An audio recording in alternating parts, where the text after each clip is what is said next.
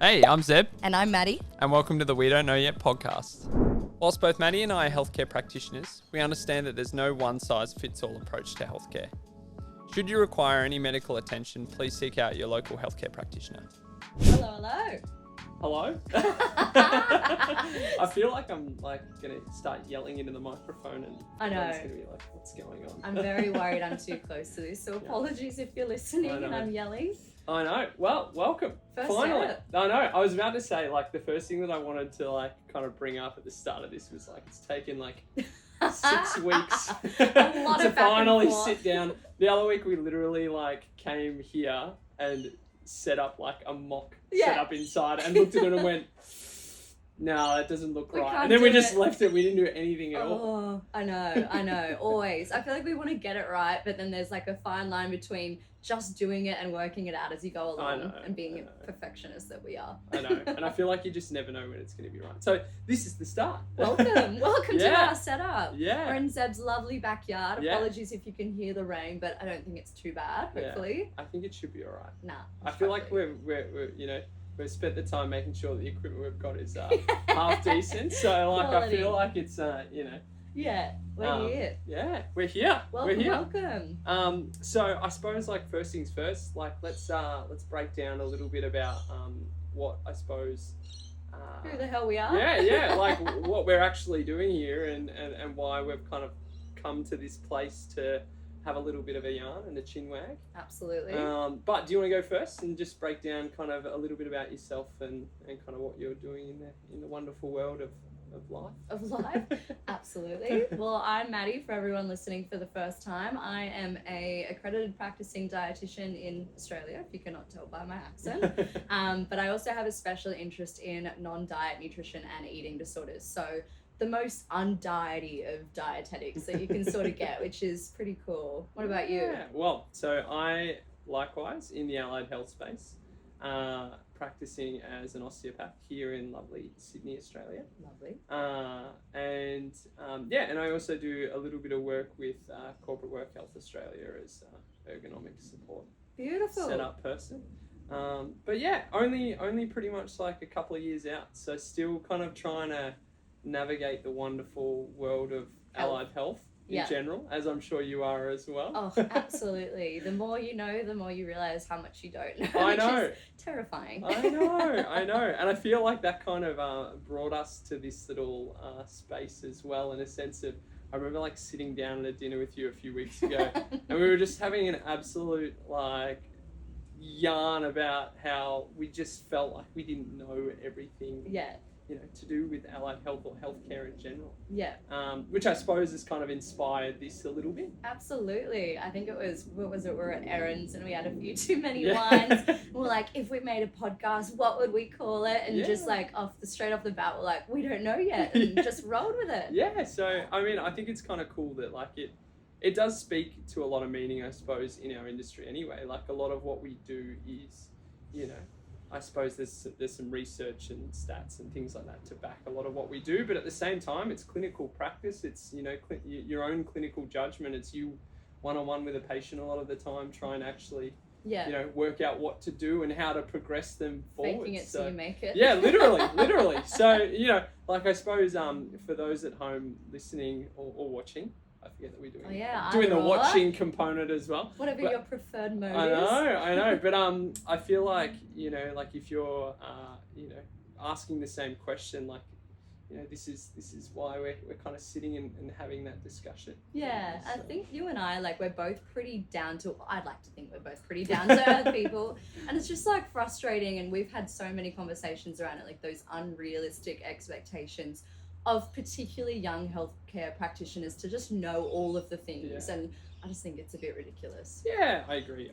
And also, what a great platform, I think, for us. Half of this is as well for me, to get better as a practitioner, to be able to help people and I suppose do a little bit of my own research in the background here and guide anyone else, whether they be healthcare practitioner, whether they be final year student who's looking to transition into the workplace, or whether it even just be general pop, jumping on, having a listen, interested to find a little bit more, out about what healthcare is and what goes on in the mind of a healthcare practitioner. So Absolutely. I think just like opening up that transparency and like giving everyone a bit of an eye into what actually happens in the space. I think it'd be a pretty cool way to kind of go about it and do it. Definitely. And just the fact that we are human beings, we're not robots, we're not, Google, we don't know all of the things, and we're just hopefully going to translate what we do know into like very easy to understand kind of terms with a bit of banter and sarcasm on the side. And I think that's important, right? Because no one wants to sit here and listen to me or you lecture for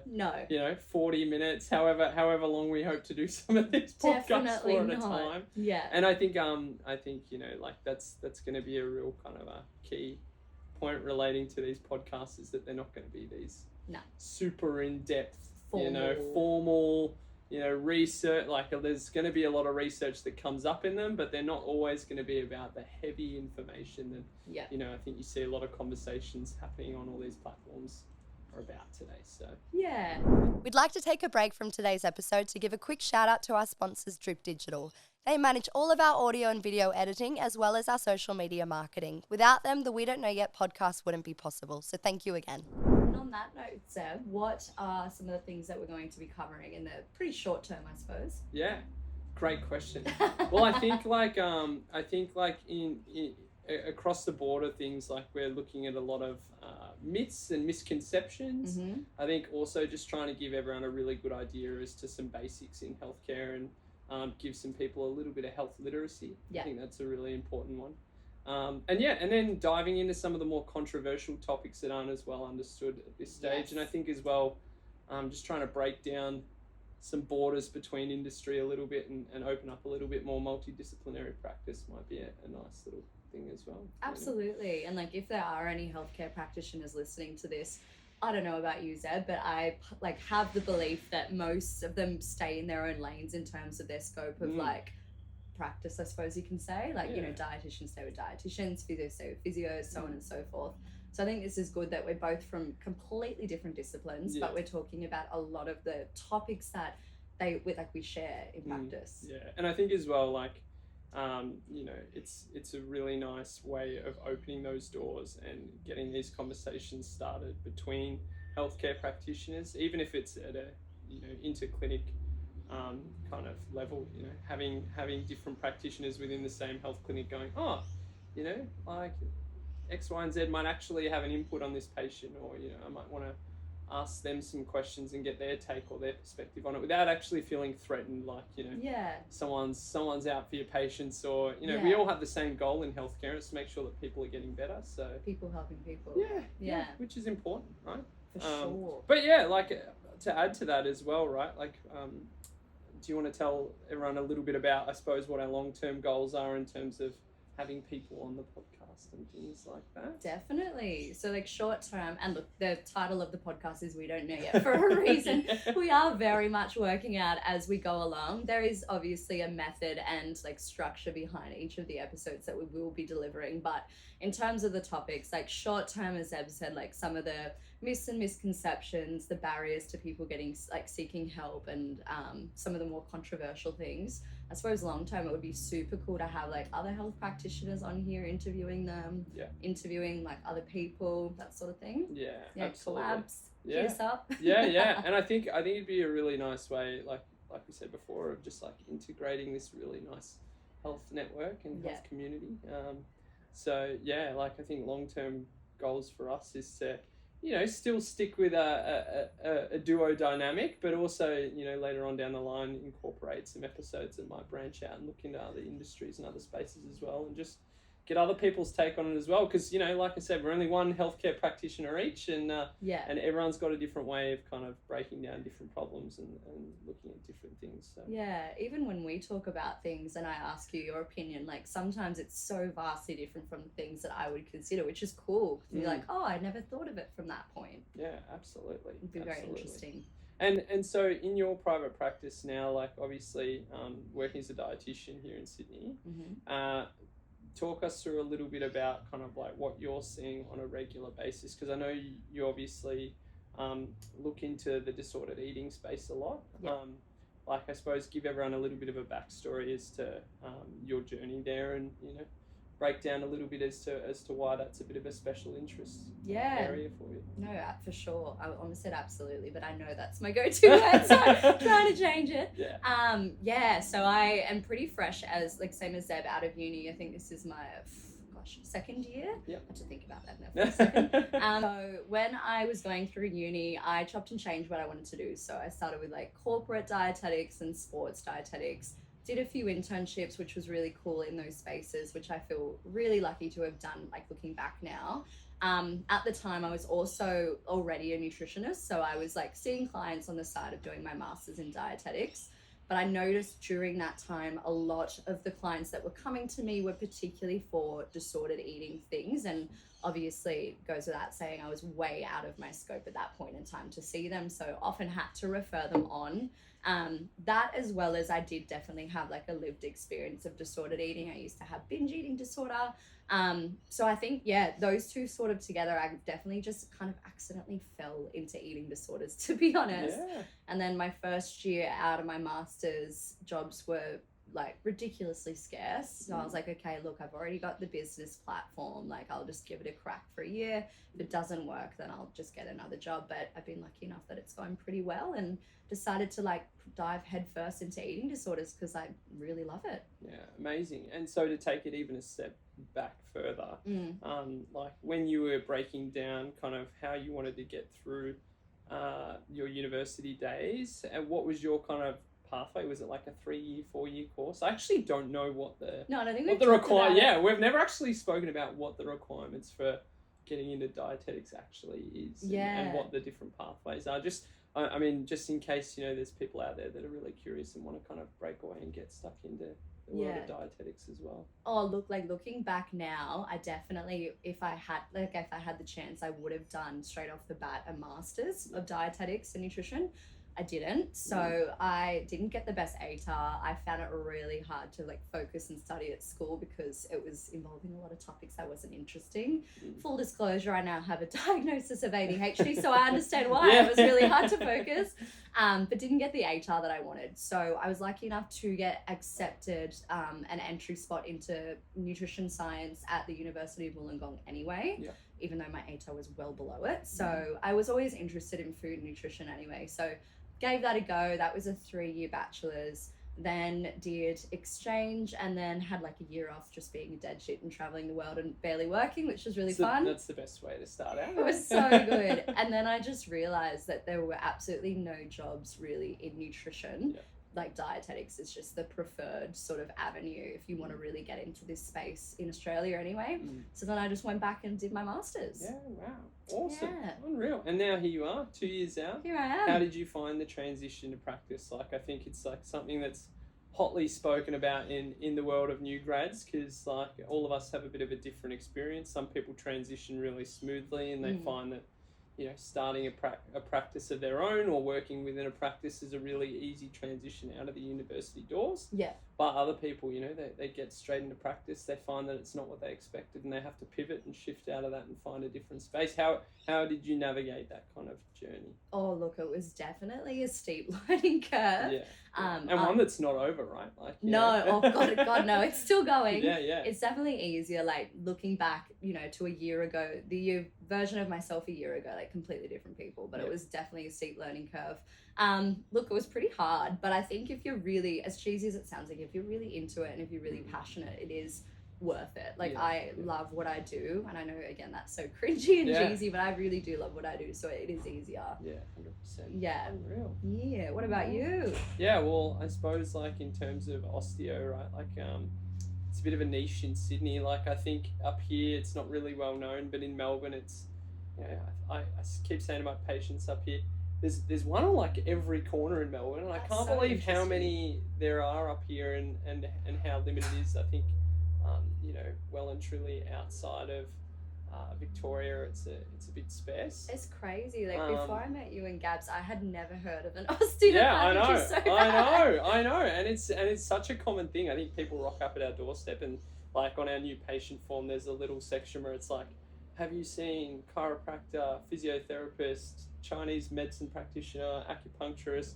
Like it's got all the different allied health, scopes. And before they come and see us, usually they've been to chiropractor, physio, All of the every things. single person except for an osteopath. So yeah, like I think my introductory to it was really interesting. My mum actually used to work for an osteopath slash chiropractor in Melbourne. Yeah, cool. And through her eyes, I kind of saw what the world looked like. I think always having a bit of a sporting background, you usually think you're going to end up in healthcare somewhere, which yeah, here we are. here we are. So like I've seen my fair share of physiotherapists, chiropractors, osteopaths down in Melbourne. Yeah. And then 5 years later, after you top off a double degree, which I did down in at RMIT in Victoria. Double? What was the double in? Double in, it was a health science and applied sciences degree with osteopathy. Yeah, right. Yeah. And then, come the end of 5 years, you kind of feel like you're ready to take on the world, and then you get out into the big bad world, and private practice knocks you on your ass pretty quickly, and you get humbled. So humbling. yeah. So that's how I kind of came about where I am now, and I think like I particularly am really interested in working with sports people. I think that just comes from like my background. I've been pretty lucky to have some experience with some elite level sport while I was at university. Yeah. But yeah, now just trying to adjust to the ever changing world of private practice. And I think transition wise for me, like I've actually found it very different and difficult. I mean, given that I also threw into the mix moving into state, so it's like a whole new space to to actually learn and to familiarize yourself with. But I don't know. I think like I'm slowly getting there. I finally feel like I've landed on my feet after almost 2 years of which they tell us you graduate and your first kind of mentors say now give yourself a few years before you actually hit the ground running. But and then I suppose like I said, like this is this podcast in general is just something that's been a big interest of mine, just to I suppose further that journey now and try and learn a little bit more and bounce some ideas around and try and make the community around me and within as far a reach as we can reach a little bit safer of a place and better of a place. So. Yeah, you and I are both really big on connection. I think that's important, especially in private practice. Like, I don't know about you, but in my degree, it was very clinical, very much the whole entirety of the degree was like pretty much prepping you for a hospital job. So coming into private practice, it was super different, but I really like the connection element. I like meeting people. I like getting to know them rather than just seeing them once and knowing that they're probably not going to listen to what you have to say. Yeah. And I think as well, right, like a lot of this to me is trying to promote, I suppose, a little bit of proactivity in people. Like we see people when they're coming in and it's dire times, like I've had people walking into the clinic room and they can't walk, they can't stand up, like it's just they're at the lowest of lows. And I suppose like a nice side of this as well is trying to actually promote a little bit of proactivity in people getting in the doors, touching base and talking through different ideas with people and just trying to remodel today's healthcare outlook. I think like everyone looks at healthcare now as a bit of a band-aid slap-on effect instead of actually getting in and having these conversations before there's an issue and running with it from there. So, I think I speak to that. Like I love the connection side of it. I think the more people you can meet and the more people you have coming through the door that are happy to sit there and listen to me chew their ear off for 40 to 50 minutes, which ends up happening majority of the time, the better. And then on top of that as well, like creating a really nice professional connection and network. Like I've always been a big fan of meeting different healthcare practitioners and I think it's really important to do that so that you can actually grow as a practitioner too. So. Oh, for sure. And even like aside from the like physical, even aside from the clinical aspect of things, like even just the business stuff, like picking people's brains about how they go about certain business elements of running a private practice is really cool. And that's something else as well, like I suppose like could be incorporated into the potty here is like trying to talk through and educate new grads, people who have been in the industry for years, about the ever-changing landscape of healthcare as well, because in a day and age like this where you've got podcasts and things that are going through health literacy and stuff like that, I suppose, it's something that people who have been in the industry now for 20 or 30 years probably don't have much experience in. Yeah. People that are only just coming into the industry probably don't have much experience in. So it's a space that's just forever evolving and pivoting on the spot. And Yeah. I think these days with the generation of, AI and Crazy. all the AI scary scares stuff me. that's coming into Oh my fruition, it's like, God. oh my gosh, where are we headed? We don't know. Seriously, I introduced Zeb to ChatGPT, or not introduced, Yeah, but I pretty much introduced. I hadn't touched it at all until you showed me. Now it's just a slippery slope. a few days later he sends me a text. He's like, "Oh my God, ChatGPT is amazing." I know. It's scary. It is really scary though. But yeah, like I think having a really cool business outlook on some of this stuff. Yeah. will be a nice little niche to hold as well. So. Oh, for sure. Like, I don't know about down in, like, when you were doing your degree down in Vic, but we never got taught about any, business stuff in my degree, which is, again, really just adds to that really steep learning curve when you're fresh out running your own private practice. I know, right? Lovely. I know. Well, I mean, I remember talking with a few students from the years above me, and, they were going through, the uni had them doing assignments on, how to start a business and financial planning for a business, and running through a mock what it would look like to start up and put forward a business proposal. And then we got there and I was half expecting the same thing. It wasn't there, and I was like, God. oh no. That's insane. That's heaps cool though. Yeah, it was kind of cool, but it's sad that they didn't do it. But that's okay. I feel like they've got to make sure they get all the relevant content in the courses sometimes. Yeah, you can't cater for everyone. No, you can't. On that note as well, with all the topics that we'll be speaking on in the future, if you guys have any topics that you'd like us to speak on, we'll pop our email in the show notes. So feel free to send us an email with a bit of a request. Likewise, if you're a health professional and want to come on for a bit of a yarn, we would love that as well. Yeah, please help us. Yeah. We don't have very many topics we yet need to go through. content ideas. No, it's good. Cool. Unreal. Easy. Well, I think we set ourselves a half hour kind of little window to try and get this done. And we need to, otherwise we will literally just gas pack for hours, and you guys will be listening.